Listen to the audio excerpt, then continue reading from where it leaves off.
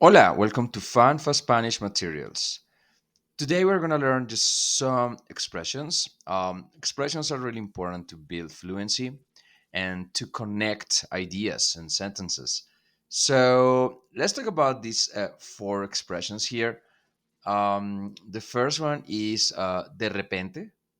De repente means suddenly. Yeah. Uh, de repente un pájaro llegó a mi ventana. It's like suddenly a bird arrived to my window or landed on my window. So yeah, de repente is a good term. Also de pronto. This means also suddenly. De pronto, right? Entramos a la casa y de pronto sonó el teléfono. In some countries, de pronto is like maybe, yeah. So you might hear this de pronto, like maybe, but the most common meaning of de pronto is suddenly, but you might also find this term as maybe de pronto, so for you to take it into account. um we have this term here, aunque. Yeah, is although or even though. And yeah, we can have a look at this example. Aunque la comida fue cara, la compramos. Like, even though the food was expensive, we bought it.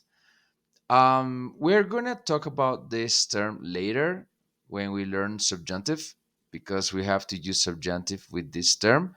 But you can also use this present tense. But anyways, aunque means even though or although. Yeah, that's pretty much it. Oh, we forgot to read this example here. Entramos a la casa y de pronto sonó el teléfono. It's like we entered the house and suddenly the phone rang. Yeah. And the last term is sin embargo. It's a good one also. It's like nevertheless, nonetheless. Yeah. Like, let's have a look at this example. No teníamos dinero. Sin embargo, lo compramos. Like, we didn't have money. Nevertheless, we bought it. So yeah, these tiny expressions are really good. They're gonna like help you connect ideas better, right? So yeah, that will be it. How to practice it? Just put them into practice. Just like, incorporate them in your speech. Yeah. Try to use de repente or de pronto like more often. Try to use aunque more often. Yeah, if you want to say although, even though. Try to use sin embargo, nonetheless, nevertheless. Yeah. Um, Sin embargo, it could be also like this. Still, yeah.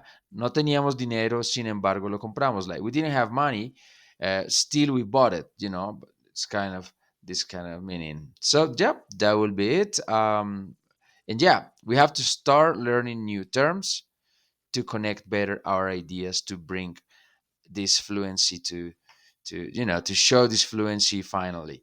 Okay, thanks for watching and see you in the next video. Hasta luego.